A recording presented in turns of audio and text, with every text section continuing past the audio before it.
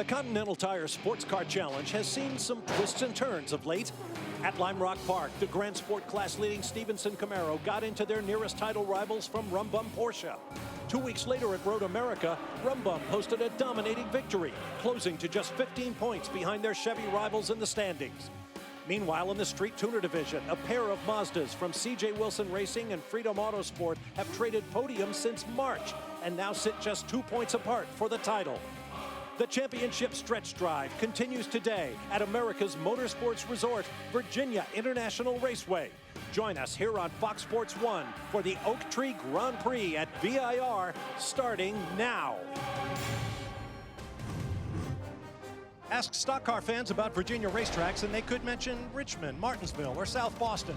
But for road race fans, the unanimous place to race is VIRginia International Raceway, site of today's Oak Tree Grand Prix, Round 8 of the Continental Tire SportsCar Challenge for 2015.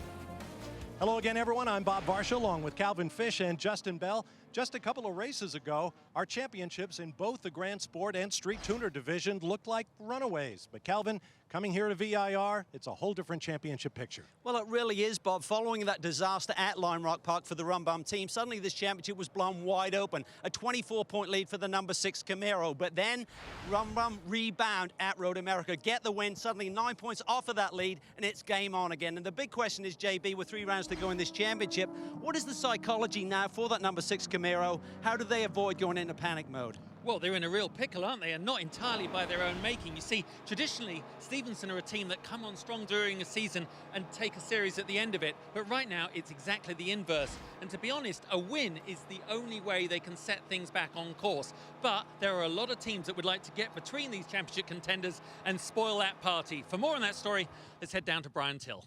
Well, thank you, Justin, and you're right. There are several teams that have the strength and the talent to steal points away from the Stevenson group. Let's start with the number 14 Doran Racing Nissan 370Z, driven by Brad Jaeger and BJ Zacharias. They qualified on pole here, coming off of 2 straight podium finishes, fast and consistent. They're sure to figure into the championship. The number 41 pairing of GT Academy grads Nick McMillan and Nick Hammond has been quick, especially here, qualifying outside the front row. And don't count out either of the Multimatic Mustangs, especially the 158 of Jay Buford and Oster Cindric. They tied for 3rd in the championship with Zacharias and Jaeger and have win this season at Canadian Tire Motorsport Park. That's it from Grand Sport. For more on ST, here's Jamie Howe. Well, Brian, starting up front in ST are the defending event winners, Eric Foss and Jeff Mosing. It was Jeff Mosing's first pole position of the season, second for the Murillo Racing team, who are looking to make a late charge in the championship, but they have yet to win a race so far this season. The championship leading number 5 from C.J. Wilson Racing starts 12th with Chad McCumbee and Stephen McAleer, while the second place, number 26 from Freedom Autosport, starts 6th with new driver pairing of Andrew Carbonell and Tom Long. Long's filling in for regular driver Liam Dwyer, who is unable to race this weekend for medical reasons, but that will unfortunately take him out of the championship hunt. Guys. All right, thanks very much, Jamie. Now let's take a look at VIRginia International Raceway from a driver's perspective. Justin? And the drivers love it. Compare it to some of the world's top tracks. 3.27 miles, 17 corners, just like Sebring, to be fair. It's the S's, the climbing S's, that are so demanding on all the drivers. And then you come down the back straight, top speed, super fast, over 170 miles an hour. Braking requires great bravery. Come through 17, even the start-finish corner has a bend in it. Across the top of your screen is our Continental Tire starting grid. Brad Jaeger took his first pole in the GS category with a new track record. Jeff Mosing has the pole in Street Tuner. Here's a look at our onboard cameras. You've already heard about the story among the Mazda MX-5s, the 25-26 cars. Note the number 78 Ford Mustang Boss 302R up right of your screen. That camera was in the number 15 Multimatic Shelby on Friday when this happened. Well, you talk about the demands of this racetrack. Scotty Maxwell here gets it a little bit wrong in the roller coaster. You see the impact. They had to scrap that car for the weekend and bring in a backup. That backup is another Mustang Boss 302 from Multimatic. From our Nissan pace car, you see Nissans across the front row. And I'm telling you guys, this is the team. Doran Motorsports with these 2 Nissan 370 RXs. Fastest cars that have yet to win a race this year. Absolutely, they've been knocking on the door. It's just a case of executing, getting the strategy spot on. No mistakes, they could get it here today. Great qualifying performance, sweeping the front row. Let's be precise, Nissan 370Z. In the hands of Brad Jaeger and Nick Hammond. There's a lot of people right behind them, though, but we're going to have something to say about that. This is our GS field. The ST category will have their own start. You see them coming over the hilltop in the background. But onto the front straightaway they come. And Brad Jaeger, Virginia born and bred, now living in the Charlottesville area, working on his MBA. Today he's working on the first victory of the year for his team and for Nissan. Green, green, green. To the start-finish line they come at full chat, and we're racing at VIR. Keep an eye on Hugh Plum on the outside there. It is wide open going down into this first corner. There are many lines, many ways to cut this corner, Calvin, and everyone's going to use every square inch of this track. Yeah, Plum was looking for the outside line, but Jade Buford took that away. Here comes the ST start.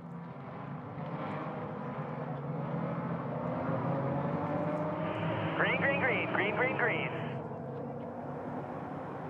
Hear that thunder as those 16 cars head towards the start-finish line. Look at them from our camera angle, 4-5 wide, Calvin. That is great stuff as they head down in there. It really is. The two Caymans try to tuck to the inside, but Piscatel takes that Mazda the long way around and holds on to the second spot. The next corner, of course, is a left-hander, so he's on the right position to hold it through into the very tight sequence that leads on to the uphill stretch to the S's. Tanto looking for a way through. He takes third spot away in the BMW for Bimmerworld. Yeah, keep it nice and tidy. Don't hit the apex too hard on the inside there. Whoa, a little sideways as he comes off. That's the trouble. His tires aren't quite up to speed, even though the track temperature is way up there. That has been the action complex of the weekend thus far. Very tricky section of racetrack. We call this the snake. We're on board with the number 25 of Casey Jr. Along with his teammate there as they head down to these high-speed S's. Beautiful part of the racetrack. Such great flow and rhythm here. And all the drivers who tell you if your car is set up right, you are flat in top gear through those uphill S's. You did see, though, everyone settles into a natural single file there because you do not want to be doubled up going through those S's. And now they're coming famous old oak tree corner. The oak tree no longer there. We have a nice little story on that later, but they're winding their way onto the back straight. Really, Calvin, the best, most traditional area to think about setting up a pass at the end of this straight. The key is getting good traction off of that very low speed corner. It's really going to be interesting. It's so hot here today. And one of the things about VIR between the ambient temperature and the track temperature is a big, what we call delta, a big difference there. You see extreme track temperatures here. And talking to the drivers this morning, that was the big concern. These Continental tires are great, but they're going to be going through extreme conditions here today with the extremely high track temperatures we'll see. Look at the gap right up front for Brad Jaeger, drawing away from new second place runner Jade Buford. A lot of action must have gone on in the last half of that lap because basically Hammond fell all the way back to fourth there. So now he's back to third, so he got back around Hugh Plum, and there we see the first of the Stevenson Camaros. That's Matt Bell there sitting in the fifth spot. You guys watch Jade Buford working his way up in the 158 Mustang. Talk to that team. They had a 7th place finish at Road America. Brake problems. They've gotten it sorted out here. It was a low pedal at Road America. This racetrack a little bit more flowing, but you've got to use them hard. They've got that problem sorted out, and they're looking to get that Mustang to the front. They'd like another victory. Keep in mind, this is a very new race car under Jade Buford. Ford Shelby GT 350 RC made its debut at our Watkins Glen round. Look at this. This is very important. We talk about that championship scenario, JB, and the fact that the Stevenson group are being hounded by the 13 run bum machine. What the 9 car can do, the sister car to the 6, is get in front of that run bum car, knock them out of the big points. That is critical. yeah, we saw them trying hard at Road America to do that. Didn't quite work out. Jamie? You guys were talking about the track temperature and the tire temperature. I was talking with Chad Gilsinger in the number 93 from Hart Racing, most recent winner, and he said they've actually seen the highest temperature on the tire that they've seen all season. Yesterday it was at 270 degrees. They like to stay right around 200 degrees with those Continentals. Saw a great move there by Ashley Freiberg, who had a stellar run to a podium run at Road America in our last round of the championship. She moves up a spot around Matt Bell to run in the top 5 with the Trimtex BMW. Yeah, she certainly made the most of the balance of the BMW there under braking. I mean, really, she's really come on strong during this season, Calvin, hasn't she? And I reckon we can look for a good run from Ashley And I think today. the Camaros would say the balance down the straightaway too. She just kind of drove by Matt Bell there. When you think about it, as we pick up the top of ST right now, Stevenson running almost 4,000 pounds fully loaded with fuel and driver. That's a heck of a disadvantage going into this race. Jeff Mosing led from pole in that bright orange Murillo Porsche Cayman. defending race winners with last year's class champion, Eric Voss.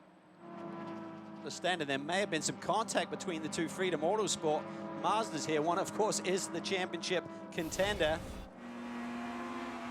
On board here with a 25, Rick Casey Jr. Down into that turn 1 braking zone. He just gets it wrong. He just misjudges that. Tries to avoid Tom Long. I think they may have clipped, and he gets into the grass. On board the 26 now. Oh, I can tell you he didn't want to do that any more than the guy in front wanted him to. That was very unfortunate. Pushing hard, that's all, Calvin. Trying to push the limits to keep in front, or, you know, to get in front. Andrew Carbonell started that car.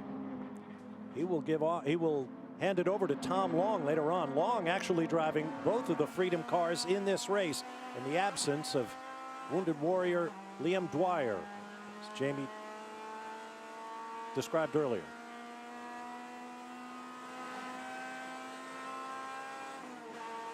Break coming up as the action continues here on a very hot, humid day at Virginia International Raceway. We'll take a break and return with more of the Continental Tire SportsCar Challenge.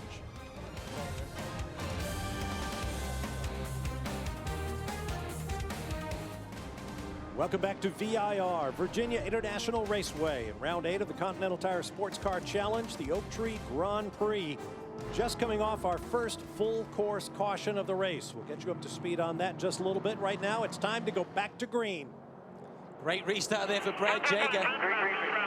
Oh, Polster took off a couple of corners from the green flag, so I'm sure they'll be looking at that a little closely. We see the Rum Bum car deep into the brake zone with Matt Bell right alongside. Freiburg sits there in 5th, and our championship leader, Andrew Davis, in the 6th position. Yeah, I don't blame Brad for trying to be a bit racy at the start. He worked so hard to pull out about a 2-second lead just before that full course yellow, and he'll want to maintain that out front.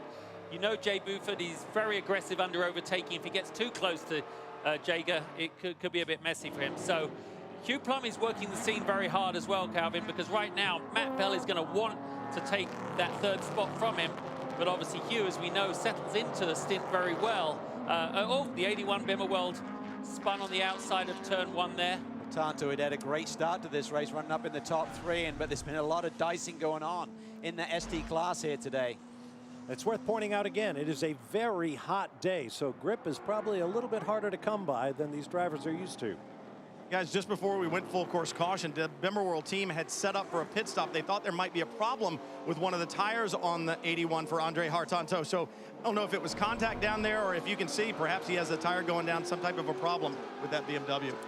Meanwhile, Jade Buford, with whom you ride, is just all over the gearbox of Brad Jager's Nissan. They were close enough to get a room all the way through those first corners there at the back through Oak Tree. He was pushing him the whole way through. Good racing as far as I'm concerned, Calvin, because he's got to keep the pressure on to stop Brad Jager from stretching his legs. He really does, but the start of this race has really been dramatic as we see the Rum Bum machine suddenly coming into the pictures. Talking to Hugh this morning, he said hopefully on the longer runs we'll be strong. Now let's get you up to speed. The early action and the yellow flag. Pretty harmless off here for Britt Casey Jr., bouncing those left side wheels and finally going off into the greenery. Yeah, very high speed entry on there on the front straightaway, and here we see Hammond going hard at it with Jay Buford. Just gets it a little bit wrong at the end as the roller coaster and loses many positions. Yeah, a lot more elevation change than you'd think there, Calvin, so easy to overcook it, especially if you get a little contact with another car. Look at this racing here, just fantastic stuff. Dylan Murcott going side by side with Andre Hartanto in that Bimmerwald BMW. Good, clean racing. And that is Tom Long in that car. He'll switch to the 25 later on. And here's what brought out the caution. Yeah, you can see there the 75 goes down the inside of the 64. Makes it a little bit, way too aggressive. The 64 came off very badly.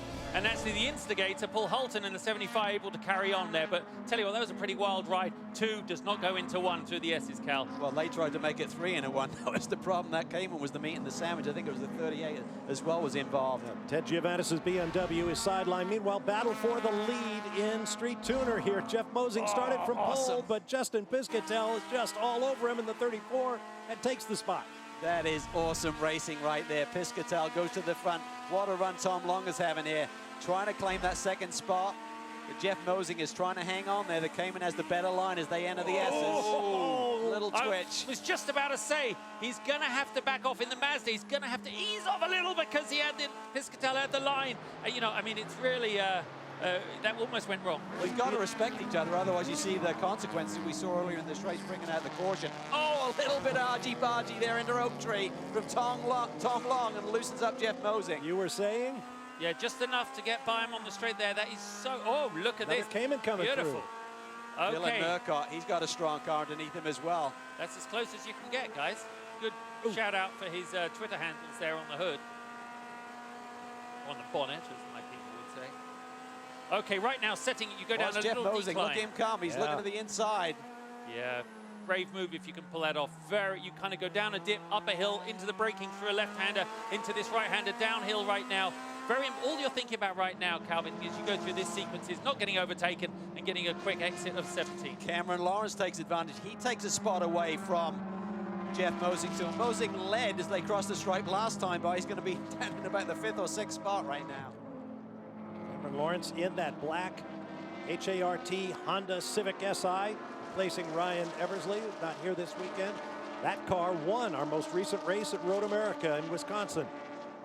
Cameron does not have a lot of front-wheel drive experience, so he said he really tried to take it easy in the practice session, just learning this car. But the one concern they have is just running the front tires off that car. They're putting all of the work, all of the steering, all of the power through that front-wheel drive machine. And he said in these conditions, this heat is really tough to manage. Lovely pass there. Tom Long slid down the inside there. Really, you know, it's nice. These guys are often able to run right up within millimeters and sometimes the other side of those millimeters, and they go through the corners. There's a lot of sort of ebb and flow. You mentioned it earlier, Calvin, through this track, but it's also incredibly high speed, so it can go wrong in an instant.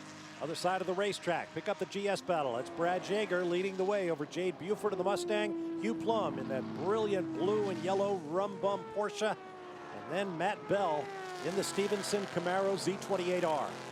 Definitely see two packs of performance here, Calvin, don't you really? I think Plum and Bell have a similar one. I have to say, the Stevenson machine is running very well here, but here being my worry, I brought it up very quickly earlier, it's a heavy car when it's fully loaded. That means it's working those Continental tires, I believe, way more in excess of the Porsche and the Mazda and the Ford in front. So, you know, Nissan, sorry, in front. So the tires, I think, are going to drop off very quickly. They were telling me earlier, the guys at Continental have said, listen, you're on the threshold of anything we've ever done with these tires before, especially in this temperature. And, you know, it's starting to get into an unsafe zone if you keep pushing with the weight you've got. Yeah, certainly tire temperatures today are on everyone's mind, but I think the big problem, as you can see there once again down that front straightaway, the Camaro, talking to the guys there, they say it's about 7 miles and off the front-running Nissans right here this weekend, so it's tough to do much with. They said the only real strength we seem to have left in the Camaro right now with the adjustment of performance is into the brake zone, but they've got a very smart team. They've just got to execute and not panic in the situation they're in, where they're seeing their championship contenders running a lot stronger than them today. Up ahead, Ashley Freiberg continues in 5th place in her BMW. Her co-driver is with Brian.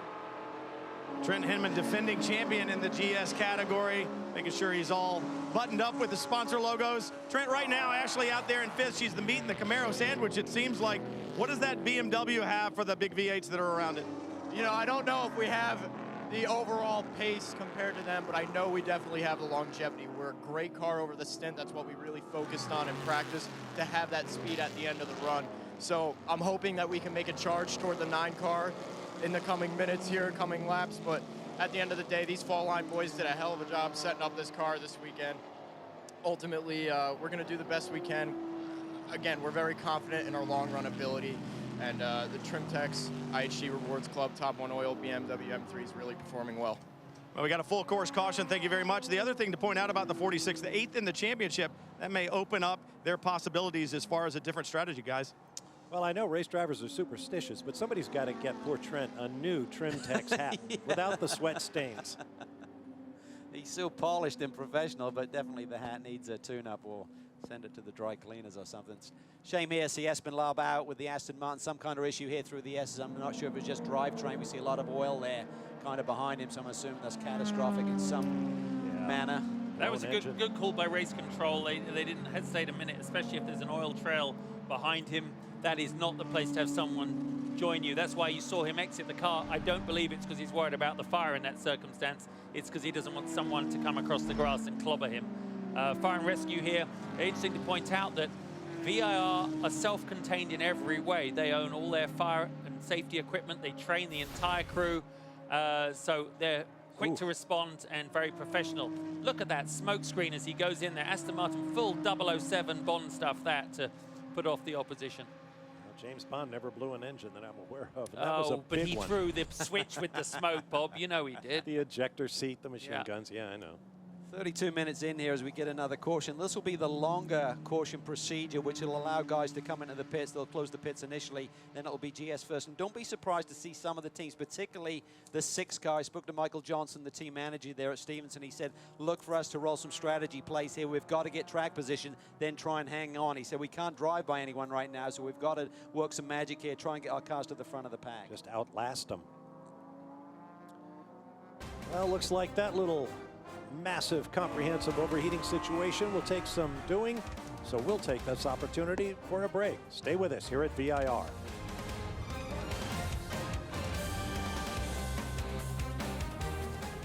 Back at Virginia International Raceway, the field remains behind the Nissan pace car. Let's take a look at the pit stops in the GS category, and it wasn't exactly a thing of beauty. No, it wasn't. Here we see the championship leader trying to make some hay here. They typically are so good in executing, but all good on the left side, bit of a delay on the right side. 14 car comes in from the lead. Brad Jager will stay behind the wheel. Minimum 45-minute drive time means driver changes cannot take place unless you do a double driver change and put him back in for points today. This looked more like a comedy sketch. They will not want this replayed on their YouTube channel. The 158 made it out, but definitely lost some track position. Long pit stop, actually for basically all of those cars. Now it's time for the Street Tuner division to have their own trip to the pit lane. As the GS cars continue, Matt Bell of the number 9 Stevenson Camaro now on point. Here comes the Compass 360 Audi, penalized earlier for that contact that led to our first yellow flag. Black crew goes to work. CJ Wilson Racing goes to work on the number 5. Yeah, different strategies playing out here. I don't see a lot of action from the camera angle right now with ST cars coming in, and they can do it on one stop. If you get to about the hour 10, hour 20 mark, and problem, no air on that gun, so something's pinched there in the line or the bottle's turned off. Chad McCumbee remains in the car. Jamie. Well, for the 75, it was fuel-only stop, so just taking this opportunity to, I guess, get him some clean track time after serving that penalty earlier. So fuel-only for the 75. And a long stop here for CJ Wilson's team. Problems with the right side, as you said, Calvin. They qualified 12th, which is not at all where you want to be when you're leading the championship in the ST category. They did not run particularly well here last year. They're going to have to pick up the pace and get back in this hunt if they want to hold on to the championship, guys. Well, we told you at the top of our show, the championship picture has changed a lot just in the last month, and it looks like it could change again today as the action continues at VIR, still with a long way to go.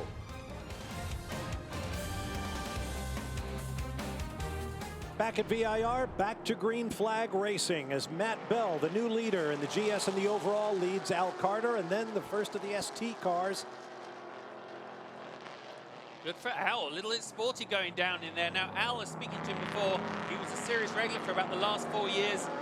Very intense on having great racing and a good time, and he's doing really well. I know he's there by track position through the full course yellow there, Calvin, but good for Al holding his position at the front. As I was saying, the ST cars, Dylan Murcott, the new leader in that class, ahead of Jessen Piscatel. As they perform a class split, as it's known, the GS cars all run together with the STs just behind. Yeah, most of these ST cars did not take the opportunity to pit. I think there are only 2 or 3 cars on pit lane, so these guys will stop around the halfway point and take it the rest of the way and get their driver change done with that maximum drive time to consider. But what a great race this is up front we've seen today. Has mainly involved these 3 cars. Piscatel continues to lead. Dylan Murcott there very much in the battle along with Tom Long, and the 93 car with Cameron Lawrence is just hanging in there. He needed that yellow, cool those front tires off and try and stay in the mix. Yeah, talking about temperature, Calvin, they were explaining to us, the track manager, because they've resurfaced this, and I was talking with the one of the tire engineers earlier yesterday, because the surface of this track is dark black, this can run 15 or 20 degrees hotter than an older track, or maybe one with concrete or light-colored asphalt. 15 to 20 degrees just because of the absorbent nature of the surface.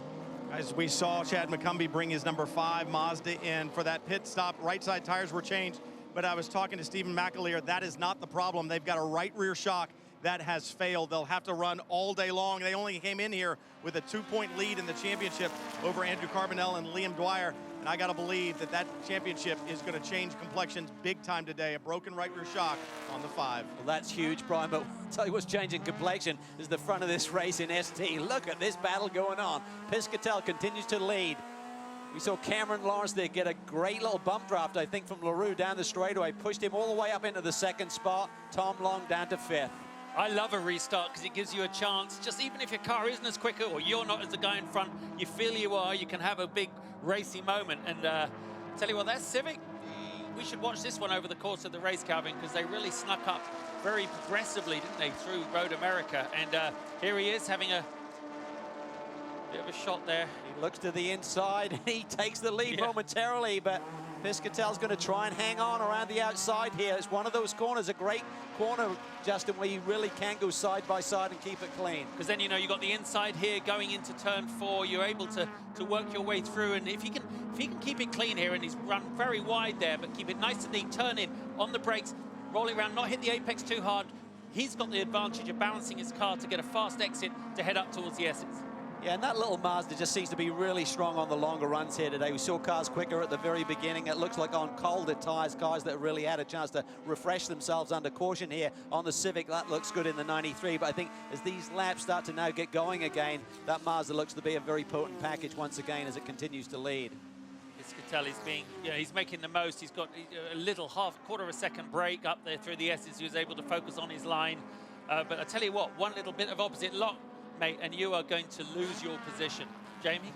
Well, in talking to the guys, Chad Gilsinger and Cameron Lawrence before the race, they said one of the biggest struggles this weekend has been with reliability. They're having to run the engine 50% above stock just in order to compete with the rest of the competition, but they're having to run stock components on the cars because of the rules, so the reliability is an issue. It's frustrating throughout the season because the cars are prepared well. They're just not meant to run as fast as what they're racing right now. But I also want to go back to what you were saying about temperature, Calvin.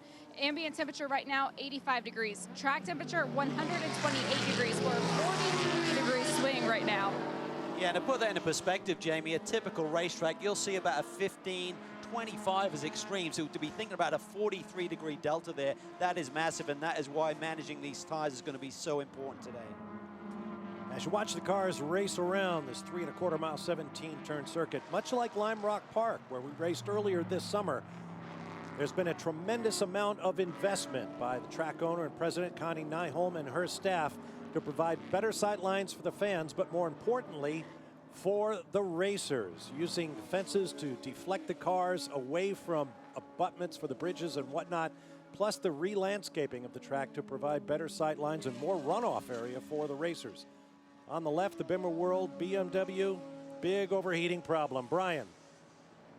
Tyler Cook and Andre Hartanto had a great 4th place finish at Road America. That's not going to happen today. They qualified well in 4th. We thought they had a tire problem early, but when they just came in to do this stop, fire under the hood of the BMW. Crew goes to work quickly, gets that taken care of. We'll have to wait and see if the 81 can resume. If they can, they'll finish well down the order. As soon as they use the fire extinguisher, it's such a mess. The mechanics go, okay, the fire's out and our work begins.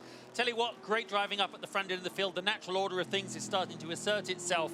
Al really holding on there. Al Carter back in this series, making a one-off appearance, a great opportunity, and showing the pace that he has shown before. I'm very proud. He's a good mate and driving very well. But Hugh Palm knows he's going to have to make a nice clean pass, Calvin, because he also knows that the 99 Aston is in no way in his race over the long haul. So he needs a good, fast, clean exit out of turn 17 and probably gets by him into 1 if he can. Well, remember, these two guys know each other very well. They co-drove for a number of seasons in this championship. So I'm sure Al will, if the opportunity comes, let him slide by. But Ashley Freeberg is, I mean, she's holding on the back of Hugh Pump very well there. And She's doing a great job this season. I mean, really tremendous performances. And the BMW at the start of the year didn't seem to have the pace of some of their rivals. They got a little adjustment of performance a couple of races ago, and suddenly they're back in the mix. And it doesn't take much. I mean, you hear the teams, they're all making their statement about what we need to be more competitive, but it's a subtle thing. It can just be a few pounds, a little bit of restrictor, something like that, and suddenly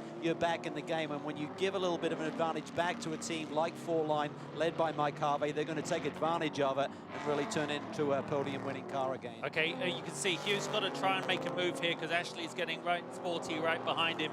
And, I mean, Al is now just a fraction slower than them, under-braking through these tight corners. He has the legs as he goes down the straight, which makes it really hard for them to go by at the end into the easily sort of mastered overtaking zones. But up through the S's there. And that's where a car gets light. So if you touch somebody there.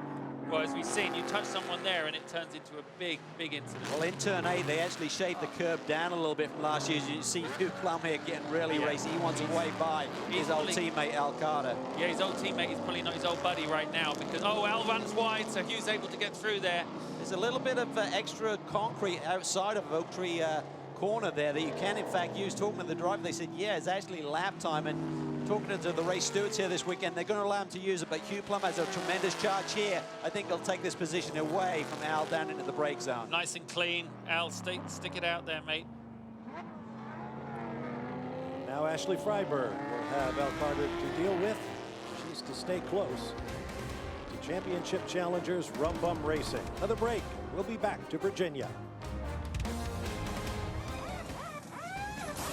Back at Virginia International Raceway at the Oak Tree Grand Prix for the Continental Tire SportsCar Challenge. Continental is the official tire of the Continental SportsCar Challenge, and a new set is going on the number 9 Stevenson Camaro with a driver change. Yeah, Matt Bell was really starting to struggle for grip there. Remember, he did not take that early pit stop opportunity, so the tires were getting well worn. We've seen over the years Matt Bell demonstrate tremendous car control. He is using every ounce of that talent there to hang on to that Camaro. So split strategy here for the Stevenson group with the 9 and the 6. Lawson Aschenbach takes over. But right up at the front, this has been amazing racing. Brad Jaeger is still out in the lead. Hugh Plum almost overtook him coming down into turn 1 on the last lap, so that is by no means a comfortable first place there. And Ashley Freiberg is, I mean, she's all over the back of Hugh coming down this back straight. This sort of natural order stuff has only just asserted itself, Calvin. And look at this pace of the cars as they head off down that very fast back straight. Yeah, and you see the different lines there coming off the Oak Tree corner there. You can see Ashley using a little bit more of that runoff here, which is perfectly legal. You're not going to get dinged or brought into pit lane for exceeding track limits there. They've said you can use that. So some of the guys like to use it a little bit rougher out there, but it widens the radius of the turn and can give you a little bit more exit speed. And in essence, really allow you to straighten the hand and take some of the load off the rear tires. Now let's take this opportunity to get you up to speed with what's happened since our last yellow flag. Tom Long in the 26, battling with Cameron Lawrence in the ST category. For second place in the ST class right now, and this battle would not go away. Yeah, it's you don't know who's overtaking who at any one moment as they come down past the start-finish line. The 93 was reasserting his position ahead of the 26, but this is a little more fiery. Has the advantage. This is the 78 of Nick Galante. He lost the motor in a big way. Fire under the left rear wheel. This is the 9 car starting to struggle for grip, and obviously the straightaway speed today is a problem also for these guys. And you see Brad Jaeger getting very deep there, but manages to keep it together. A little bit later, the Rum Bum machine takes that position away as well. Yeah, as you said, it was the time for the 9 to come in the pits. He had extended his time on track as far as he could. He didn't come in on the other full course yellow, and now he will be back out with a fresh set of Continental tires. Ashley Freiberg looking very racy, or sporty, as Justin likes to say. Yeah, that BMW looks really stable there, and you can see the platform. You see the Rum Bum Porsche kind of hopping its way through the S's. That BMW, the platform, the shock setup looks to be spot on here this weekend. And Andrew Davis, the championship leader, he isn't going away either. Now he sees an opportunity, and behind him is the number 41 of Nick Hammond, the Nissan Nismo GT Academy graduate. To Jamie. Matt Bell out of the number 9 from the race lead. Switch strategy for the Stevenson team. What condition was the car in after a full stint? I mean, it's pretty rough. I mean, the Continental tires are great, but We're a really heavy car. We're the heaviest car in the field by a big margin, especially the Nissan. I think we're almost 1,000 pounds heavier than the Nissan. So they're a lot easier to their tires, especially when they sticker up. We're just going to get eaten alive. You know, it's one of those things, we just can't race with the car that the series has given us at this point. We're heavy, we're 7 miles an hour slow on the back straight. We have a small benefit in braking, but when we're this heavy and the track this hot, that benefit just erodes right away. I mean, Brad Yeager just drove by me like I was stopped. I had a good run off turn 11, still basically drafted me, popped around, and got in front of me for braking. So we need some help in the series if we're going to do much better than where we are right now. Well, it was a great pit stop for your guys, and Brian, that's one of the strengths that the Stevenson team has. The strength down here at Nissan, BJ Zacharias sharing that car with Brad Jager. That Nissan running very strong. BJ, you guys have had great runs. You've showed speed, 4 podium finishes. What's missing is a win. How special would it be to get it here, especially since VIR is a Nissan track? It'd be great. Actually, I'd take it at any place, but at VIR being a Nissan track would be a little more magical, I guess. But right now, Brad's doing a great job. Kevin Doran's given us an awesome car here, and we'll just see what happens. Long time to go, so see how it goes. Long time to go, and they are pressing hard. They've been so fast all year long. They want that victory before the season's out. All right, thanks, Brian. And you're probably seeing the same thing we are. Smoke out of the back of the number 13 Run Bum Porsche. Nice illustration there, Justin. Yeah, I thought I was twizzling pasta for a minute. I was so built up, worked up during that last interview to show you the smoke coming out the back. And we had an interesting radio transmission. I believe in English it's translated in American as, "Oh my goodness, something's happening." Oh, this is a problem because last year we saw some problems with this Run Bum machine getting to the finish, and right now that's a lot of smoke to be emanating from that car with almost an hour and a half to go. Although he shot down the front straight, didn't he? You know, my lawnmower blew up like that once. It was the fastest cutting of the grass I ever had, and then it exploded all over the lawn. Engines tend to go fast. You've got a flat six Porsche engine in your lawnmower? Oh, what do you expect? Derek Bell's lawnmower. JP. What else? Yeah. Actually, he did have a big engine on his lawnmower, I must say. Had to run behind it. Well, we're laughing. The Rum Bum boys, I'm sure, are not. Looks like it's coming from the left side of the engine bay. But I tell you, Ashley Freeweg is going to want to sort of capitalize on the wounded duck in front and try and go by. She certainly had the pace, and she's meanwhile defending against Nicholas Hammond behind. So, yeah, Hammond's looked pretty quick here today. Looking at his lap times, he made that little mistake there going into the roller coaster and took through the grass. But with this yellow and subsequent caution, he's back in the game as he now looks to the inside of Ashley down into turn 1, tucks it to the inside and takes that position as the Rum Bum machine encounters some traffic. Big Chevy Thunder from the number 6 Camaro. Down to Jamie. Well, guys, I ran down to Rum Bum thinking there might be some frantic faces, but it actually couldn't be any further from the truth right now. I asked what the smoke is being caused by, and Joe Vardy just kind of shrugged his shoulders. They're not really sure at this point, but they're not in a hurry to bring him in either. There's Joe Vardy on the left. Matt Plum on the right. Got to admire that kind of sang-froid in the face of potential adversity here with a championship at stake at VIRginia International Raceway. There they go, up through the S's. We'll be back with more in a moment.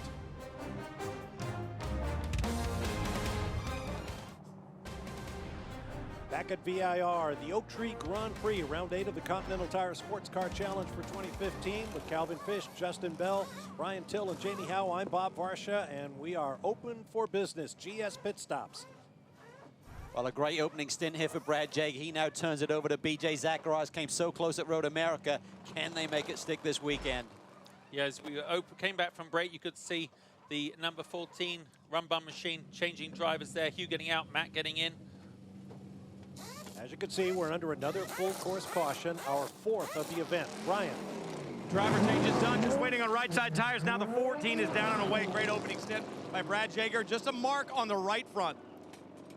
Key is going to be looking at that clock right now, Brian. An hour and 12 to go. These guys are looking at low 50-minute range for fuel, so they're definitely going to need to splash here unless we see a lot more caution here before the end of the race. While we await the ST field and their pit stops, let's get you up to speed on why we're under caution. Good action on the track here.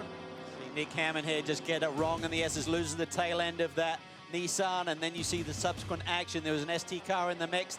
That caught out Jade Buford. Just watch there in the background as he comes through, loses control, and he gets involved and clouts the Nissan and really causes the most damage to that race car. Yeah, look, you can see from Buford's angle here, he checked up a little bit, got a little Scandi flick here that went all wrong. He flicked it the other way, slid across the grass just as a passenger, and unfortunately hit the instigator of that whole incident. This is how you win championships, by avoiding the chaos. Andrew Davis showing his experience there, just sliding through nice and easy. And here we see the 41 car finally making its way back to pit lane. It's now back in the paddock. Porsche came into Greg Streltsov, was that ST car in the middle of that Schmazel. And that's the reason why we're under a full course caution. Clock is counting down, upper left of your screen. Plenty of action still to come here on the Continental Tire SportsCar Challenge Trail. We'll be back to Virginia International Raceway in just a moment. Welcome back to Virginia International Raceway, where the Continental Tire SportsCar Challenge is underway right now. ST pit stops just happened under full course caution. Tom Long made a pit stop in the number 26 from Freedom Auto Sport. He got out of that car. Per the series rules, he had to jump back over the wall, then jump back into pit lane, where he's going to take over driving duties for the rest of this race behind the wheel of the number 25. After those pit stops happened, he dropped the number 26 back down to 5th, and the 25 is now running in 12th. Well, you thought that was impressive. JB's illustration is getting awesome here. Yeah. Tom Long is definitely earning his money this weekend. Unfortunately, the ambience a little bit down today. Yesterday was brutal here, but certainly high temperatures, but not as tough for the drivers. Certainly track tempers up, but ambient is a little bit low, which will help. And of course, all of that is because decorated war veteran Liam Dwyer could not compete this weekend due to a minor medical issue, but our thoughts go out to him. Green flag, green. And we'll see you at the next round at Austin, Texas. Liam. Meanwhile, we are back to green flag here. Lawson Aschenbach, who has taken over the number 9 from Matt Bell, leads Brett Sandberg in the 99, BJ Zacharias in the 14. And the reason they rotate to the front was they'd already just been in, topped up with fuel, so it was a very short fuel stop, got the driver change done. But look at this. This is a championship battle we're looking at on screen. We're on board with Rob Liddell, who's taken over from Andrew Davis, and now is Matt Plum behind the wheel of the Rum Bum machine. But he's got a problem.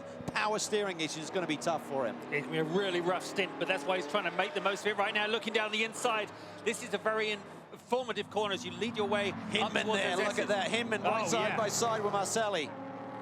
Good stuff. Little, as you say, Calvin, argy-bargy going up through those tight corners. But I tell you, Lawson Aschenbach is definitely going to want to put his foot down.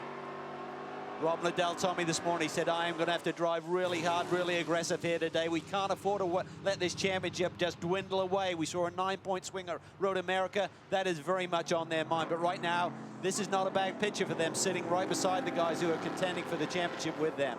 We opened the show, Calvin, talking about spoilers for points. Right now, they're Aston Martin with Brett Sandberg behind the wheel, the 99.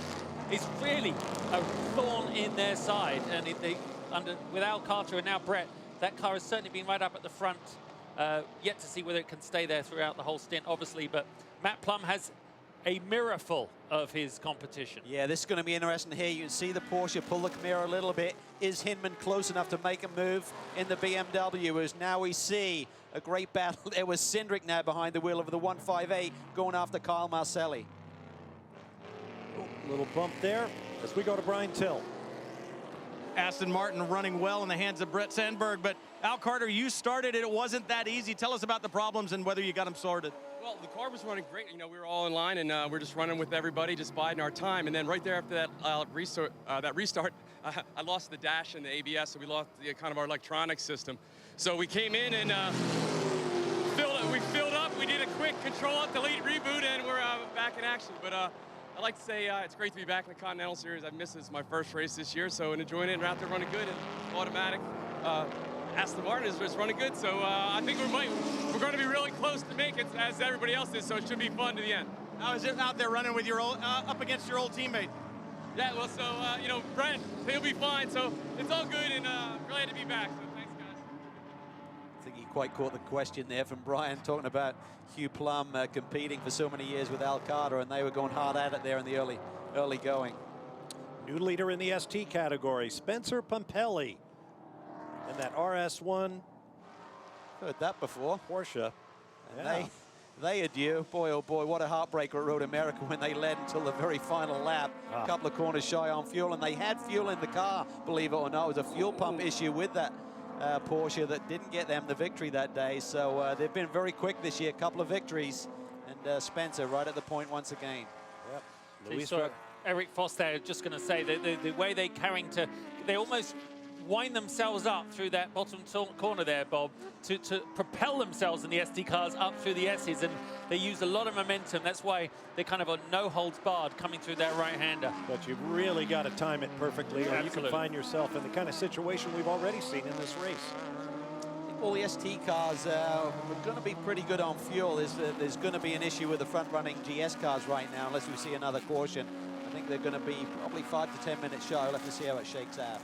I mean, obviously for Spencer, he's probably the one that's really checking with the team that they're okay on fuel. As you said, it was almost disastrous for them. It was disastrous. Sandberg has gone to the front here in the Aston Martin, gone around Lawson Archenbach. So it's going to be curious to see how this one shakes out. BJ Zacharias in the 3rd spot. That car had tremendous pace in the early going. And then Matt Plum and Robin Liddell in that championship fight. With more, here's Jamie. Well, Hugh, we know your brother Matt out there right now doesn't have any power steering. It went out during your stint. What's it like to drive around VAR without it? It's tough. I'm not going to lie. It's, you know, it's just going to make that job that much more difficult. But I think, you know, he's going to do the best job that he can possibly do with what he has. And we just need to collect some points and get out of here. But, you know, Matt's going to do a great job. I believe in him. It's my mom's birthday today. Happy birthday, Mom. Yes, happy birthday indeed. It's going to be a rough day. Brian? It could be a rough day if it stays green for the Doran Racing team. Calvin was just talking about fuel for the 14. I checked in with Kevin Doran right after that stop. He said, we can make it with one more full course caution. So they're going to roll the dice, hope that Lady Luck smiles on them. They're going to need that 5 or 10 minutes of caution to make it to the end. Hugh Plum said it's going to be a tough day for Matt Plum, but they come from a good heritage. His mum is here today celebrating her birthday. She's an ex-Olympian, competed in the 1968 Mexico Olympics in GP dressage, a horse jumper, and also got a Pan Am medal as well. So they've got good stout heritage there. He's going to need all of that to hang on to that car today. Be like a bucking bronco, I would think. Good genes, but does anyone else think Hugh Plum looks like Steve Martin? He does. He really does, doesn't he? Let's take a look at that lead change as Spencer Pumpelly went to the lead in the ST category. Right up the middle, just the way the coach designed it. Wow, this has been awesome racing here today, particularly through this section of the racetrack, through 2, 3, 4, and 5. These cars are a little bit smaller than the GS cars, and they're using every inch they can find. Now in the GS category, here's an incident under review by race control. Oh, that was a nice little bump and run there. Austin Cindric. Well, you know, it's tough down there. You're braking downhill. You're carrying that. There is, according to race control, no action going to be taken against that. And it was a strike almost at the bowling alley, that, because as you come down there, he almost cleared 2 cars out, but tough on the brakes. Well, a lot of that comes from the mantra that the race stewards have said. If you are blocking, we didn't see what led up to that. I'm not saying Marcelli was blocking, but if you don't give the guy the room, you may expect to get a little bump, and we're not going to get involved in making a penalty call. Race on. The gap, Spencer Pumpelly is able to open up over Jeff Mosing. Right now, Porsche Caymans and Mazda MX-5s to the 4 in ST.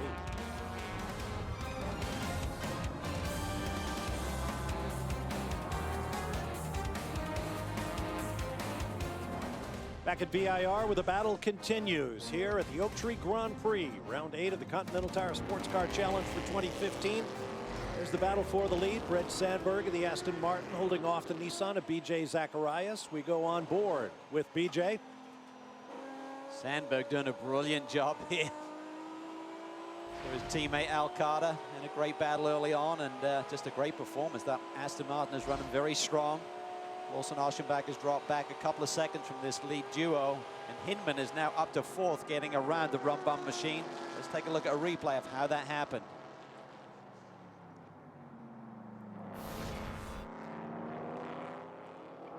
Climbing through the S's.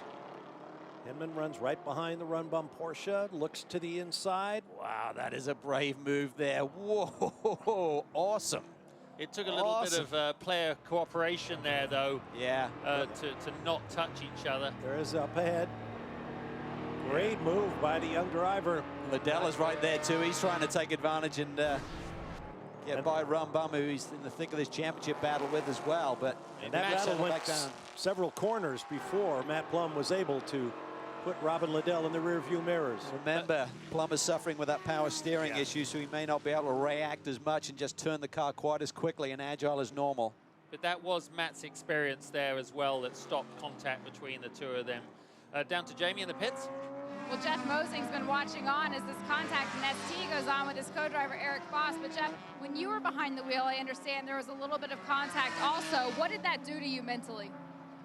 It's fine. You know, Eric Foss is really good at calming me down in the car. He came on the radio right away and just said, you know, don't worry about it. It's a long race ahead of us. Keep the car safe and straight. And that's all I wanted to do. You know, we had the oil spill, and that was kind of an issue for a couple of laps. But the important thing is you know, I'm not finishing. I'm not taking the checkered. I want Eric to do it, and he's doing a fine job. He's got us up into second place now. A lot of guys this weekend have talked about how rough this track is on these ST cars and how damage happens very quickly. What condition is the car in right now as we look to get close to the checker? You know, Ken Murillo is really, we've had this car a little over a year now, and he's really got it figured out. And what we really looked for in the car was to get it consistent through the whole stint. And the car barely went loose on me toward the end of the stint, so I'm really proud of them for getting the car up to speed. And you know, Eric shouldn't have a problem getting in there in the hunt with Pumpilly and the other the RS1 car. So looking forward to a nice finish. Defending event winners. We'll see if they get their first win of the season, guys. And the reason it's hard on the cars here is that to get lap time here, you've got to run those curbs. And talking to a bunch of the guys, they said it's really putting a heavy load on the power steering and basically getting a lot of kickback through the steering wheel as well when you're doing that. But there's no other way around. The racetrack's very smooth, and they didn't like the amount of dust that was kicked up through the S's, so they laid in this curbing. But the guys obviously lose every inch of road that you can, and it's really hard on the suspension systems. I thought you were going to say it's hard on the cars, so they keep touching each other, Calvin. Yeah, that's the other side of the story. But as we ride back with Vijay Zacharias, he is actually, he looks in certain places he's able to catch up on Brett Sandberg in the 99 Aston. But I tell you what, oh, look at the cars getting a little loose. That was a very sort of sketchy place to get the car sideways as you go around the top right-hander there. They will be high at the top of fourth gear there. And I think Zacharias may have smelt a little blood in the water there. So I smell something else as well. Push hard as he comes down. That's another place where the car gets light over the brow. Oh, yeah. If you're not pointed in the direction you want to be when you come down. That gets your attention because it takes total commitment to get through those S's quickly. And if suddenly you have a big moment, now we see Vijay Zacharias getting a run on Brent Sandberg. He's got to the inside here, but he's going to take the lead. So nice job here so far for the 14 car from the pole. Have really controlled the race very, very well. Made good strategy calls today and good pit stops. I mean, that Nissan is, we saw all through last year, didn't we? So well balanced, looked great, just didn't have the performance complete package. Now it's really come on strong. They're very confident on their mid-late run strategy and ability to be able to run fast. Up through the S's, they are spectacular. They can kind of keep that wide open throttle, little lift in the right place, far longer through the Targa generation than the other cars. It really is handling well. And of course, these very talented young drivers behind the wheel. Yeah, certainly a lightweight car, which is good for the longer runs. Here we see the 9 car hanging on to that third spot. Hinman is coming after him, though. Matt Plum, and we hear the 6s in the pit lane. Is this a strategy call for fuel? Let's wait and see if it's a splash. Tires, Jamie. It sure is, Calvin. They've got the fuel going in right now, as well as looks like just 2 new Continental tires. They don't have another set out over the wall right now. That's right, left side's only. Well, we'll have to wait and see if they saw some data that showed a tire going down or whether Robin was struggling for grip, but it could just be strategy. We believe these GS cars are all a little bit shy on fuel. Maybe Mike Johnson is rolling the dice here today. I don't know how well Sandberg and Zacharias get on, but I tell you what, it's very tough when you're in the running for a championship, isn't it, Calvin? You're in the running to keep consistent, good race results when you've got someone like the 99 out there who really have got nothing to lose but put on a good performance. They've all got sponsors here. He's obviously got a new teammate with Al Carter this weekend, and they're touching. You see, that's exactly what I'm talking about. He's got nothing to lose but keep pushing hard. Jamie? I just talked to Mike Johnson. They did not have a tire going down on that left-hand side. It was purely just a strategy call. They were going to be 10 minutes shy on fuel to get to the checkered flag without any more caution. He said, we might as well just get out of traffic right now, make this pit stop, and get back onto a clean track and see what we can do with that. Yeah, Lee told me this morning we're going to be aggressive. We've just got to play some different games here to try and get track position today. We're not going to drive to the front. To Brian. Down in the Multimatic camp, Scott Maxwell sitting up on the box. Scott, it has been a difficult weekend for this team. How tough is it to transition between the GT350 RC and going backwards to the older Mustang? I understand it rolled off the track in Mazda Raceway Laguna Seca into the shop, and it hadn't seen daylight since then. Yeah, it's a true story. I mean, we've been so busy with developing the new Shelby and the 4GT program, so it's sat in a corner. And first of all, I got to thank all the guys at Multimatic, Jeff Ripley and their whole crew. Entirely my fault yesterday throwing a car off the road for no good reason other than lack of talent. So they did a great job getting this car down here. Adjusting to it wasn't too bad. I took it either 4 or 5 laps, but there's not, you know, I've been driving that car for 5 years, so it all came back pretty quick. We're just down a little on power. Other than that, it's handling really well. We took a shot at it with setup, and they did a fantastic job. So our car's really good on old tires, so we got Billy Johnson in there, and he's great with when the track gets slippery, and we'll hope something happens at the end. Never any quit in this team, guys. They drove that car down overnight from Toronto. It's been a rough road for that team. I mean, they've certainly seen success with the new platform, but that car's had 3 shunts. It only debuted at Watkins Glen at the end of June. I went over and looked at that car when it got back to the paddock area, and the front end was just shifted about a foot to the driver's left. That was a huge impact. Scott Maxwell may be a little hard on himself. It's a very tricky part of the racetrack. I'm glad he was all right. We'll take a break and return to VIR.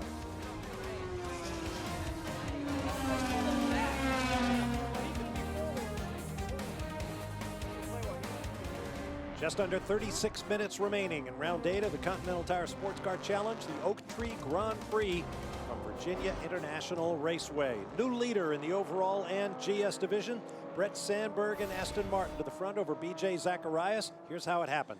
Well, the run up through the S's, and here we see in brake zone for turn 11, right before the Oak Tree turn, Brett Sandberg just slides that Aston Martin down to the inside and retakes the lead once again. It's been a fascinating battle, but there's more to this story. We talked about fuel strategy. Let's listen in to the communication between BJ Zacharias and Kevin Durant. I've been short shifting this whole time. Well, you better short it more. Want me to let him go around?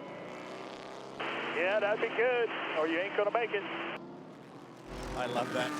Keep doing what you're doing, but you're going to be shy. Yeah, you won't be doing very well at the end if you do that. Yeah, that's the voice of experience, the voice of reason. Kevin Durant, I said to him earlier, I said, Kevin, I've seen you over the last 3 decades, and you haven't really changed much. And he said, working with these young drivers just makes him feel very old most of the time. Brian, what do you got? Hey guys, I was talking to BJ Zacharias earlier in the weekend, and you know, you guys were talking about how hard they were racing a little bit earlier, and he said, I think maybe I need to be more aggressive. Maybe I need to move people out of the way a little bit more. We could have won a race or 2. And I said, yeah, well, the officials could have taken those away as well. So he's going to drive clean. I just checked with Kevin. He said, indeed, they are a little bit short. Came down here and after they rustled about fuel, and he just smiled at me and said, yeah, I don't know. We'll have to wait and see. So there's a little bit of a game being played up front with fuel. One thing we know for sure, the 14's going to need it. Yeah, and I think the Aston Martin will as well. I think all these front runners pitted on the same lap, so there's not massive differences between the different marks. Certainly how the driver manages that fuel throughout the stint. You can't just suddenly get to the end and say, save a bunch. It's too late at that point. You've got to do it right from the get-go, and that needs to be communicated when you first go out. It's like, listen, we're beyond our normal fuel range here. If you want to think about not making a splash at the end, start saving fuel now. Difficult track to do that on because it's so on it the whole time. But I tell you what, Trent Hinman's coming up a little quick on Zacharias too. So no one's actually able, unless you want to lose direct, immediate track position, backing off is going to have a track position effect immediately. Well, short shifting the car basically means you're not running it to the high RPM where it burns the most fuel between each gear shift. You're going to that high gear, but the main way of saving fuel is to coast into the brake zones. A fast race car driver typically goes from the gas pedal to the brake pedal. To save fuel, you need to have a delay between the two, so you don't go all the way up to the braking point with full gas. You roll out of the power a little bit earlier, but it does cost some lap time. Normally somewhere like Le Mans you can do that because you have such long straights, such long braking areas, and in fact, especially when you're running carbon brakes, as we talk about during the Le Mans broadcast, you're able to brake so late, and those brakes like this, still brakes like this, it doesn't really, you can't brake that much later. Talk all the time about brand diversity in the Continental Tire Sports Car Challenge. Right now up front, you've got Brett Sandberg in an Aston Martin, BJ Zacharias in the Nissan, Trent Hinman in a BMW, Lawson Aschenbach in a Camaro, Matt Plum in a Porsche, and Billy Johnson in a Mustang. Doesn't get more diverse than that.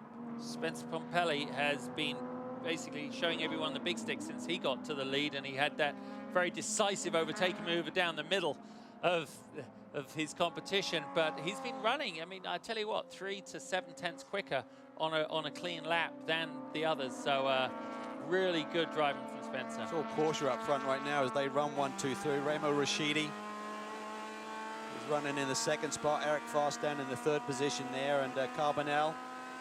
And if they were to finish in that fourth spot, the Max, McAleer and McCumbee back in the 9th position, they would take over the lead tonight, as in actually it's just Andrew now, of course, with Liam Dwyer missing in action here today. It'd just be Andrew Carbonell who would take the points lead. Here's a look at the points as they run. Carbonell with now a 4-point advantage over previous leaders, McAleer and McCumbee. Eric Foss, the reigning champion, still not out of it. 2 rounds to go after this championship round, so 36 points on the table for a win and starting the race. So there's still a lot to be gained here, particularly as deep as the fields are here in this championship. If you have a problem, everyone's still in the mix.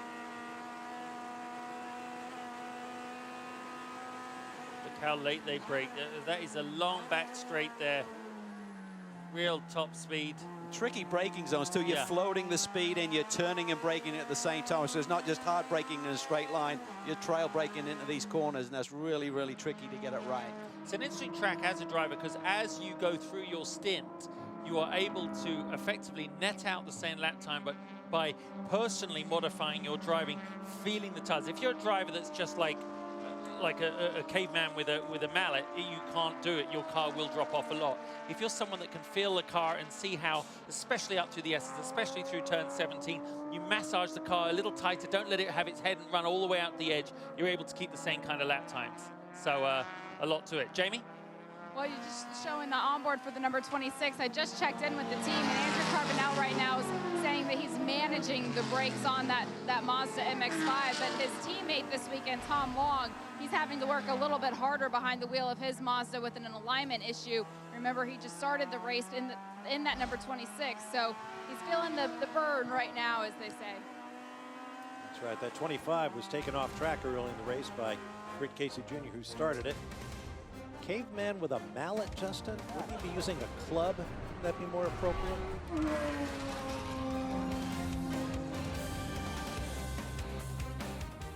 It's amazing the things that this team and Matt have been able to do. 21 wins. That's unbelievable. A large portion of my success is, if not all of it, is due to the guys from Rum Bum. I mean, there's a reason that every winning driver, when they get out of the car, they thank their guys, because they know in their heart that they are really the true winners in this whole operation. So I've been fortunate to be surrounded by really good people, have great partners with, obviously, our owner, Louis Picardi, and especially with Joe Vardy. He has taught me so much about so many things, some things I never even thought I needed to know about. And that, of course, is all about that man, Matt Plum, currently shown in 5th place in GS class. Victory at Road America was the 21st of his career, breaking a tie with Sylvain Tremblay for most all-time in the Continental Tire SportsCar Challenge. And a lot of Sylvain Tremblay's victories came alongside Joe Vardy as well as part of that group. So certainly, oh, here we see a quick spin for the 11. That is a horrific place to be stopped. Oh, get it around, mate. Good job. A little, not quite blind there, too. He couldn't have seen, for example, when he saw the 158 come up there, he wouldn't have been able to see him for very far. So your heart rate is definitely up when you're pointing in the wrong direction through a high-speed series of corners like that one. They've had an interesting day in that car. Whoop, trunk lid loose on the 74 Compass 360 Audi. Hearing everyone in GS is on a fuel-saving mode right now. More radio chatter, particularly with the 99 leader, being told to save fuel. But again, you've got to start at the beginning of the stint. You can't do it, you know, with 23 minutes on the board. There's not enough time to make enough difference. Brian? You're exactly right. I checked with David Russell, and I said, are you on the radio telling them to conserve fuel? And he said, yeah, they have it figured that they're 1 minute short. So that's not nearly as short as it is for the 14 guys down at Doran Racing. And that Nissan also checked in with the two RS1 Porsches, the 17 and the 18. They should be good on fuel. Everybody remembers that heartbreaking final lap at Road America when Spencer Pumpelly ran out of fuel. They've assured me that will not happen today. They've got fresh batteries in the calculator and new fuel pumps in all 3 of those Porsches. Yeah, Spencer's had 2 or 3 victories over the last handful of years. Get away from him running out of dregs of fuel. Big one at Mazda Raceway, Laguna Seca Bowl, which was tough. 2 times at Road America. Yep. And you know, he's never going to be on Saturday Night Live, is he? So you know, you see him go from miserable, slightly dour to miserable, and I feel sorry for the bloke. He knows what I mean. Spencer's he's fast. He's Spencer's fast. Just fast. He's fast, and he doesn't need to be funny. I needed to be funny because I wasn't fast. I tell you what, I've been watching Brett Sandberg up there, and that car is sliding everywhere. I think he's just going for having broke fun. here. He's having a great time. And do you know what? He's fast enough. He's got about half a second in hand generally when he wants to, Calvin. So he should be able to save fuel if he can, because all he has to do is get by a car like this, allow BJ to come up a little bit from behind, and then extend out again. Well, the key is if he's only saving a minute versus 10. I mean, you can save a minute in, You can save in 21, yeah. but if you're saving 10 minutes in 21, it's not going to happen. So that's a big difference. Big difference in the number we're hearing between automatic racing and the other GS cars right now. That's what I'm talking about. Fuel may not be his issue if he carries on doing that. And that taillight assembly on the right rear that's been flopping around for lap after lap after lap is now gone. I hope it's in a safe place. Yeah, in someone's grill, actually, probably, Bob. Well, somewhere. You see, this is good for him. But I tell you what, Zacharias is just carving through that traffic. They want, and they'd like a race win. So, saving fuel, I tell you what, look at their lap times. It's not obvious how they're doing that, is it, Cal? It really isn't. And getting back to Rob Liddell, remember, they made the strategy call of topping him up with fuel and putting 2 left side tires on. He sits 46 seconds behind the leaders right now in the 7th position. To come down pit lane costs you just shy of 30 seconds. So I don't see how this one's really going to work out for the 6 car right now, but certainly Mike Johnson always seems to pull a rabbit out of the hat in these race conditions. So we'll have to wait and see if it comes back to them. So on board with Andrew Carvanel, heading down the back straight there. You see the speed of the GS cars ahead as he shot off, but Carvanel lying 4th in class. Boom! Lawson Ashmanback goes by. Oh, 158. Not a good day for them. They've been battered around a bit, but 4th. I can't get it in any other gears. Uh-oh. Stuck in gear is Austin Cindric. Well, amazing, actually. This car came out of the box so strong. They obviously did a bunch of testing with the new platform, with the Shelby, but as in recent rounds, we've seen more issues, braking issues. We saw an exhaust header problem at the last round at Road America as well, and now sounds like a transmission issue for the 158. So you never know. You get a few miles on the beast, and suddenly you start to feel and see different things. Body damage as well after that off at just about the point of the racetrack where Austin Cindric is right now.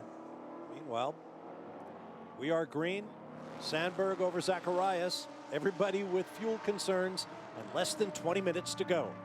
I think it's taking a little bit of the fire out of the battle right now because everyone's just kind of thinking about that fuel number more than track position right now, because they realize the last 10 minutes is when this race is going to come alive, when people are either going to have a hit pit lane or just go for the win. And that also means making sure if you do have to come in, and that's when those calls come into play, Calvin, isn't it? Are you going to come in and make sure you have enough time left to launch an assault? Also, you don't want to burn your tires up. You can put the fuel back in, but have no ability to fight. So the teams are working just as hard, the strategists just as hard as the drivers right now. Blue flag waves as the GS and ST cars mix it up. Around the oak tree corner they go, where there's a new oak tree, by the way, planted with an acorn from the old one.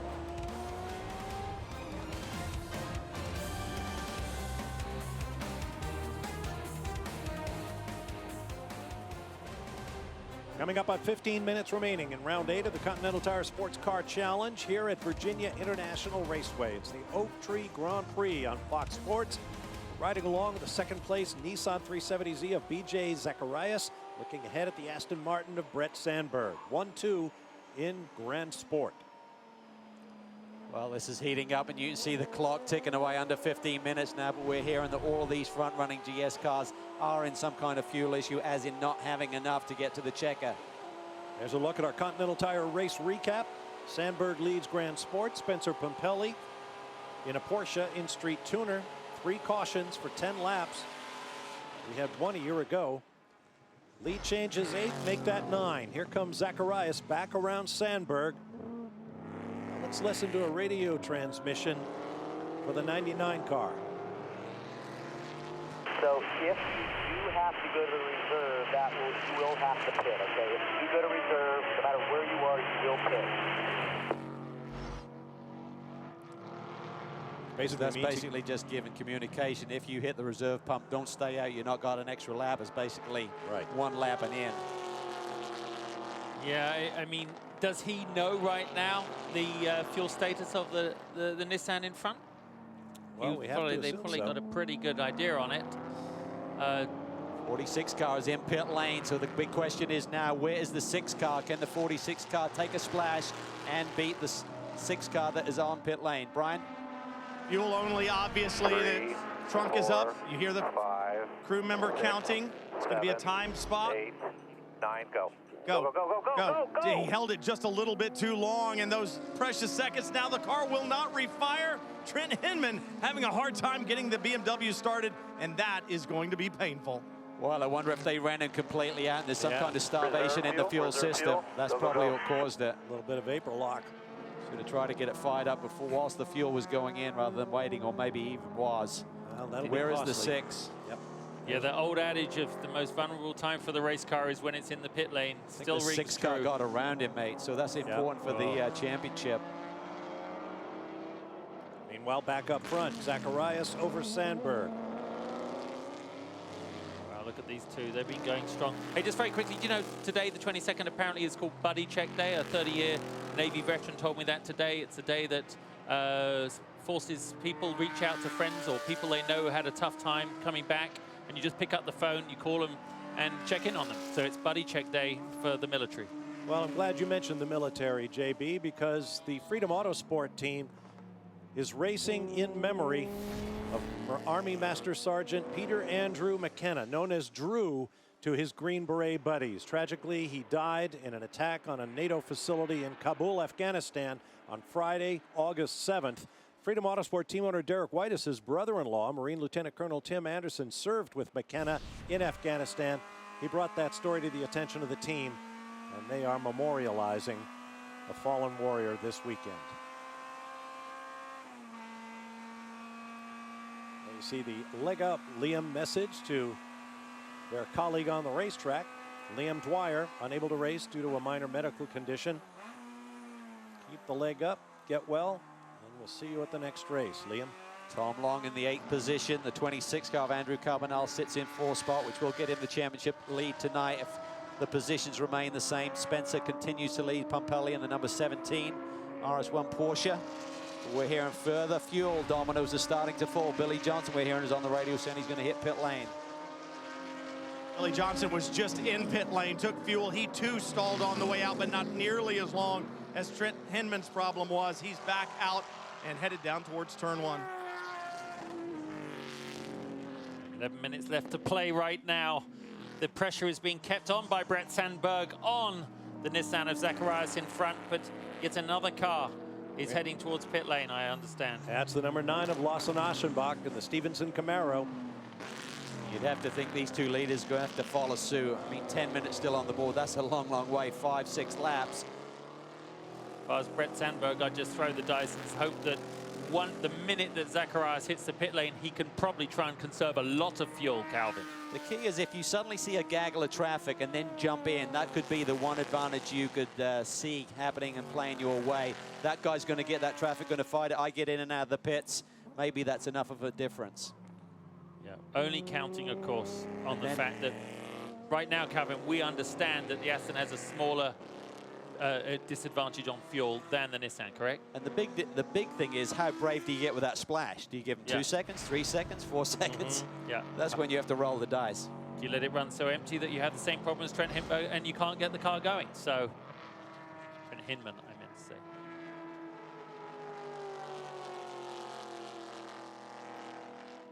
Looking for the 9 in pit lane. We understand they are there now.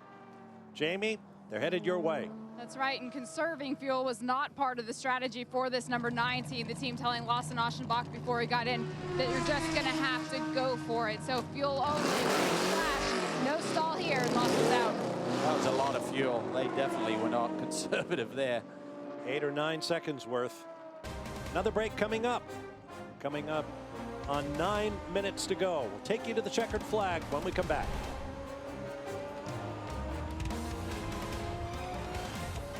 Back at VIR, lead 2 cars in the Grand Sport class squirming under braking for turn 1. BJ Zacharias in the Nissan, Brett Sandberg in the Aston Martin.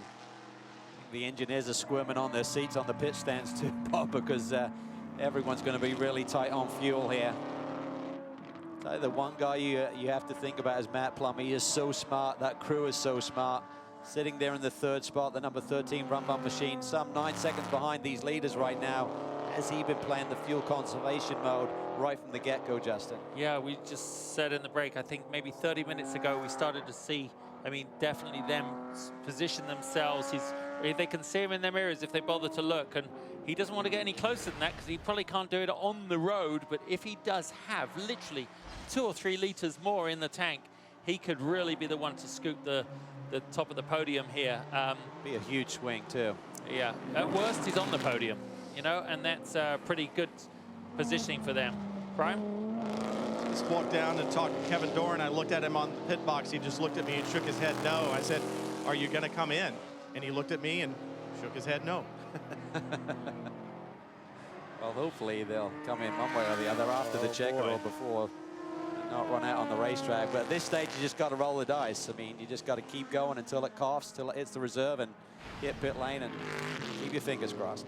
Robin Liddell in the class-leading Stevenson Camaro Z28R, currently shown in 5th place.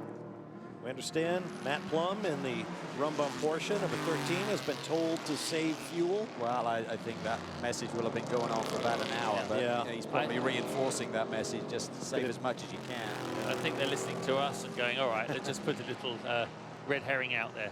What are you hearing, Jamie? Well, Matt's been running on lean since the beginning of his stint. The team just had him go to full lean, so he's saving as much as he possibly can. I'd asked Joe Vardy what the plan was to make a pit stop, and he said, we're not going to make one until we absolutely have to. They're going to go as far as they can to the end of this race, hope for a caution, and just see what happens. Oh, boy. That's the only play at this point. You just got to keep going with it. I mean, you'd expect to see a caution at this stage as we see the crew there, Joe Vardy on the left and Hugh Plum on the right. They just believe that everyone ahead of them is in the same book. Well, Matt Plum is doing as he was ordered. His lap times have dropped by another couple of seconds. He's now more than 10.5 seconds behind Brett Sandberg in 2nd. But if he has enough fuel to go the distance, he might wind up on the top of the podium.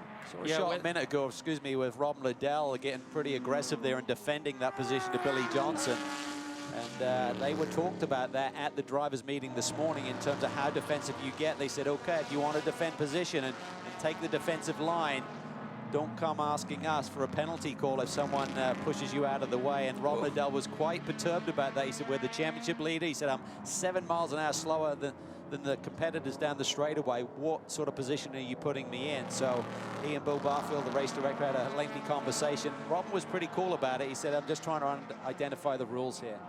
Yeah, you see what Billy Johnson behind Robin Liddell there. That's a case of 2 cars that have got no rear grip. They're both sliding every time they come off the corners. They're both trying to manage their cars right now. This is pretty tough. Tell me when the fuel light comes on solid. Pretty much this lap it says. Well, that 2 was laps Kevin shy, Doran. basically, if they're out. 2 laps to go, 4 minutes. A 2-minute lap here. They're going to be so close. They could be coming in on the white flag lap here, potentially. Incredible. There's the fuel man with nothing to do. Brett Sandberg has 10 seconds in hand over You're Matt Plum. +9 to P3. You need to work P3. He's full speed though. Rump up. No, maybe not full speed.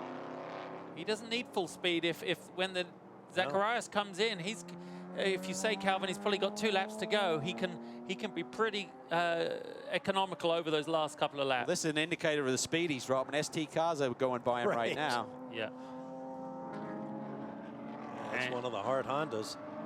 Brett's basically like a cat toying with a mouse there. He doesn't need to take a risk going by, because if he's coming in this lap, he just needs to save his own fuel. Oh, there he goes. Sandberg's by. We just want to make it back pit.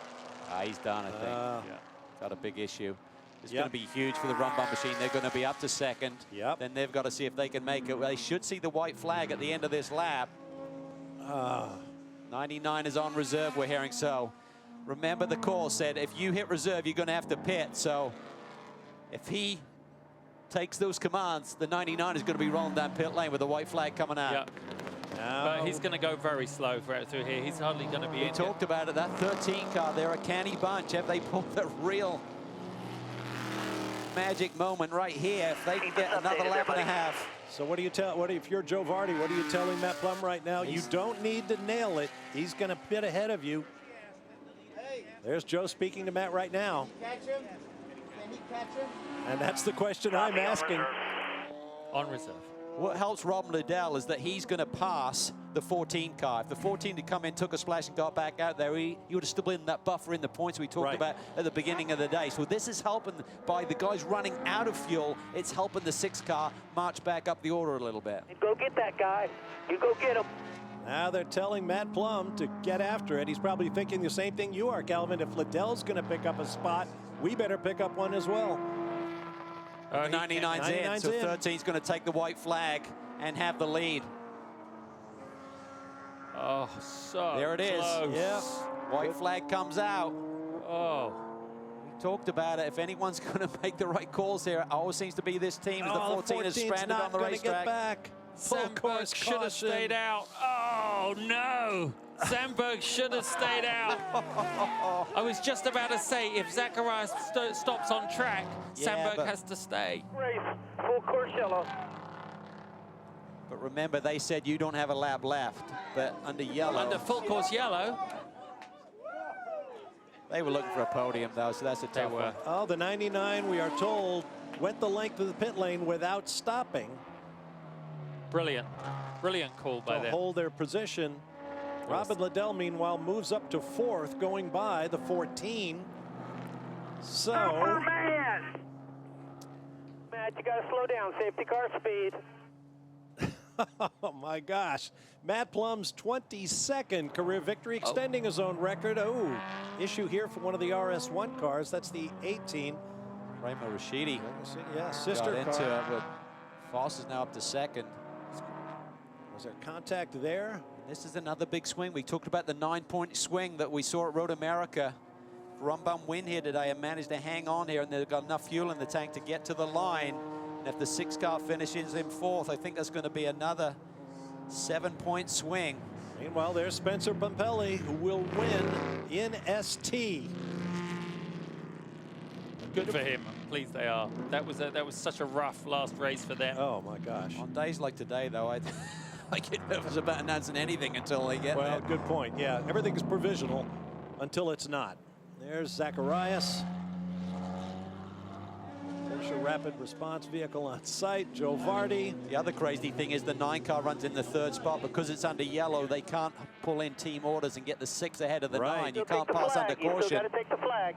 That would have been a couple of extra points they could have picked up to minimize the damage to these guys from Rum Bum Porsche. Let's see Joe Vardy's reaction when the caution comes out. Just the way he drew it up. All right, we'll take it. Yep. Whether on the pit box or in the car, that is a pair of sweaty plums, I'll tell you that, to pull that off. That Good guy's job. A lot of fun to hang around with. I tell you what, the call would have been made as soon as Matt Plum got in that race car. They'd have looked at the clock and said, okay, if we don't get any caution, we're going to be shy on fuel. Start saving now. Fantastic. Great job. You called it, Calvin. I have to say you're quite good at this. You might have a career in this if you carry on. You heard Joe Vardy tell Matt Plum, remember, you got to take the flag. Don't hit the pit lane yet. That's been done before here. So Mike Rockenfeller ease off before the line. Checkered flag waves, and it's official. Everybody to the winner's circle. Happy birthday, Mom. Yeah. Don and their mother celebrate 99. The 99 did not take fuel at the end, and that's going to help Rob Nadell. Yep. He'll move up a spot into third. Behind Is he his on the teammate. racetrack? I'm assuming he hasn't crossed the stripe. Where Well, is he on the track? He's got to get there first.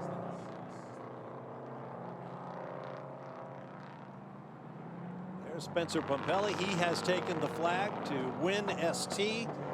Wondering where the 9 is. That's huge. That's a 2-point swing for Liddell. Liddell and Andrew Davis, who started the car. It'll be a 5-point swing in the points tonight. So it'll be down to 10 points, I believe, for the GS Championship with 2 rounds to go. And that's why we're so concerned about these numbers, because there are only 2 races to go. Circuit of the Americas in Austin, Texas. And then the finale at the Petit Le Mans weekend at Road Atlanta. See, that call by the 99, if they took a splash, they would have beat the 6. Yeah. Is Spencer out? Is he out of gas? He's out of the way. Oh, hopefully he's waiting for us.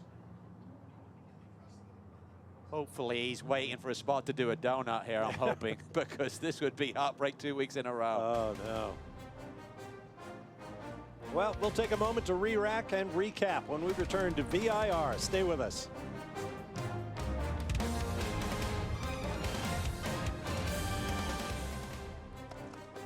Back at Virginia International Raceway, a very tired Matt Blum climbs out of the Rum Bum Porsche after his record-extending 22nd career victory. I mentioned the next round of the Continental Tire SportsCar Challenge comes your way Sunday, September 27th, 4 p.m. Eastern Time on Fox Sports 1 from Austin, Texas. Here's a look at the unofficial results. The Plums up top. Well, it was a crazy day. Certainly a big shake-up in those positions right in the final few minutes of the race. The 14, by the way, finished 8th in class and 23 overall. Here's a look at the Street Tuner class. Finally, redemption for Spencer Pumpelly and Rodriguez Jr. Great win for them at the top of ST. Jamie?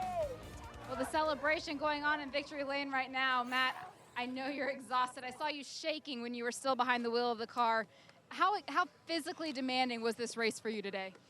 Well, I got to say, I mean, thanks to Continental Tire, I didn't think that they were going to last. Sorry, I'm a little bit dizzy, but I don't think the Porsches were designed for no power steering. So, but man, what a great car, what a great team. It's another one of those situations where you just don't want to let these guys down. Week after week, they put their best in, and we can't be babies and give up as drivers. You're now only 10 points out of the championship lead. Brian? For Luis Rodriguez, Spencer Pumpelly, 3rd win on the season, guys. Great job. And Spencer, it seems like the strategy was absolutely perfect. Closing laps, any shades, memories of Road America going on? Yeah, I'd be lying if I didn't say for sure. We for sure were thinking about that every corner, every lap. And man, I have to say to our 18 teammate, I feel so bad for them. We had a great one too. He drove really well, but Luis Rodriguez again did an awesome job at the start. Our pit stop was the key to getting us out towards the front. Continental Tires, as always, were just phenomenal. And you know, we really had an uneventful day. And after last race, I think that was okay. Porsche came and takes another victory in CTSC. This time at hands of the 17. What a rookie season young Luis Rodriguez Jr. is having. As we take a look at Grand Sport class points. Well, it's a 9-point swing at Road America. We see another 5-point swing today. 10-point lead, 2 rounds to go. Game on. Question about it. And in the ST class. Yeah, I mean, Andrew Carbonelli right there heading up at the top. It's still Carbonell, sorry. It's still very, very close. Only 15 points behind for Eric Foss. This is a tight run championship. What a day here at Virginia International Raceway. So as you pointed out, Calvin, game on as we go to Circuit of the Americas. You want to make an early prediction? Well, you know, you hate to start talking about the rules and regulations, but when you look at the Camaro here, down the straightaways, we go to 2 tracks at Coda, Petit Le Mans, Road Atlanta, as you see the schedule, remaining schedule. I mean, they're 2 tough tracks to defend on long straightaways, so it's not going to be easy for that Stevenson group to hang on. There's a lot of quick cars out there. But you know what, we're seeing teams really employ the best strategies. There's a little bit of fate involved. There's a lot of contact, great racing. And I promise I will not put an I on the end of anyone's name or even call a Jaeger a Jaeger. All right? Or a Jaeger a Jaeger. Sorry about that, guys. All right, Belly. Want to remind you once again that next race from the Circuit of the Americas in Austin, Texas is coming your way Sunday, September 27th, 4 p.m. Eastern on Fox Sports 1. A beautiful, if a tad warm weekend here at VIR. The track looks absolutely spectacular after recent work, and there's a lot more to come here. Rated one of the top 6 in the country by Car and Driver magazine. Fantastic crowd here as well. I mean, they were just coming in droves here right before the green flag here today. Great to see sports car racing back in the way it is. And they really, Connie, has the owner of the track, has this desire to establish this as one of the best tracks in the country, to put it in the same ranks as Sebring and Mazda Raceway, Laguna Seca, and I think they're well on their way. 2 races to go in the season. If you get a chance, come on out and see us. Otherwise, look for us here on Fox Sports 1. For Calvin Fish, Justin Veld, Brian Till, and Jamie Howe, I'm Bob Varsha. So long from VIRginia International Raceway in Alton, Virginia.